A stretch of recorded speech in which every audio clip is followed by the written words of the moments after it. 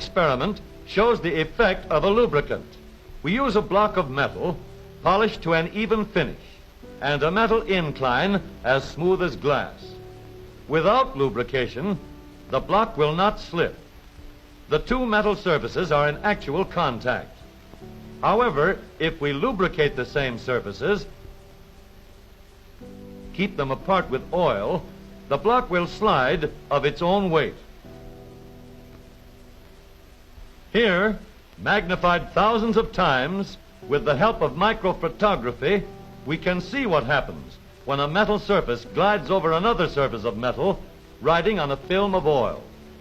Oil is a good lubricant because under high or low temperatures, it keeps an unbroken film to hold sliding surfaces apart, and it won't evaporate.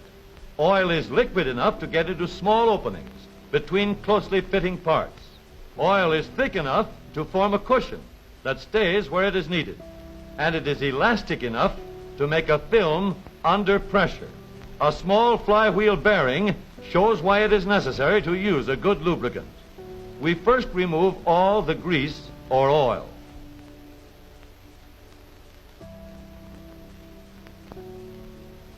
When we spin the wheel, the metal surfaces rub against each other. Without oil, they grow hot. The soft bearing metal is melted. Friction binds the moving parts together, and soon the flywheel will stop. Without the protection of oil, both surfaces are ruined. There are three general ways of circulating a supply of lubricating oil to the parts of a machine. We can arrange a bath of oil so that moving parts can splash into it for lubrication. We can provide a supply of oil on a higher level so that it will trickle down through a system of tubing onto the moving parts. The force of gravity furnishes the power to carry a steady flow of lubricant where it is needed. If we want an extra amount of lubrication, we can force a stream under pressure directly onto the sliding surfaces. By controlling the pressure, we can control the lubrication for different speeds. There are many moving parts and many types of moving surfaces in the automobile engine. Consequently, the engines in our cars today use all three methods of lubrication to provide for the wide range of speeds and loads. The heart of the lubrication system is the oil pump. In the oil pump, the two revolving gears create a suction as the teeth move apart. This suction draws oil from the storage reservoir or oil pan. The gear teeth carry the oil around as they revolve, and then, as they mesh together, force it to the engine parts. Each gear tooth sends a strong spurt of oil, and at normal engine speeds, the result is a steady, smooth flow. In the modern engine, the main bearings carry the load of the crankshaft as it whirls at hundreds of revolutions each minute, and plenty of lubrication is needed. To get this lubrication, a constant stream of oil is pumped under pressure directly into the main bearings. The camshaft has the job of opening and closing the valves and needs an elastic cushion to protect it from friction. The oil flows through tubes to the bearings which carry the camshaft, and more oil flows out through a nozzle onto the timing gears which drive the camshaft. To keep the valves in smooth operation, oil is pumped up into the valve mechanism. A special method is used to lubricate the connecting rods. A high-pressure stream of oil is forced through nozzles in the base of the engine, and each jet of oil is accurately aimed to strike a scoop or dipper on the bottom of a connecting rod. The oil is forced up into the connecting rod bearing by the scoop-like action of the dipper as it strikes the jet. In scooping up water, a locomotive uses the same principle.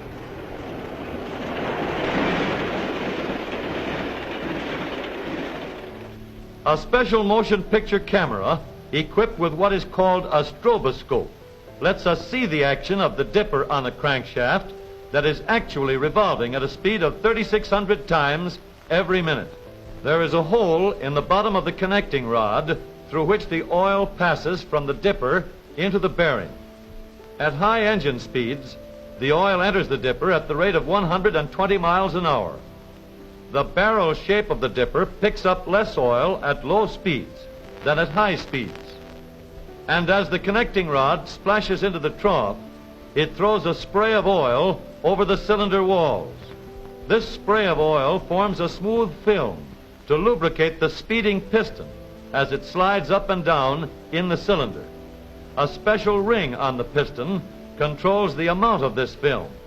The excess oil is scraped off and carried through holes in the side of the piston to furnish the main lubrication for the piston pin. A steady stream of oil flows through the engine, bathing the crankshaft, the camshaft, valves, and pistons and connecting rods, covering all the moving parts with a protecting film. The modern engine uses the same oil over and over again, 4 times a minute at normal speed. In order to do this, it must be cleaned and cooled.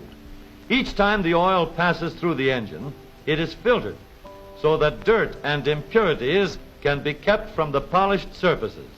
The oil is cooled in the bottom of the engine and allowed to rest in the oil pan. Efficient crankcase ventilation removes hot, corrosive gases so they cannot contaminate the pure oil. A tremendous stream of cooling, cushioning lubricant is pumped through the engine. By connecting a hose to the pump and arranging a return pipe, we can see the amount of oil that flows from the pump each minute that the engine is in operation, enough to fill a bathtub in 3 minutes. Closely fitting, highly polished parts, moving at high speeds, year in and year out, demand an adequate supply of good, clean oil to protect them from friction and wear, to give power, economy, smooth, silent operation, and long life, with every part riding a film of oil.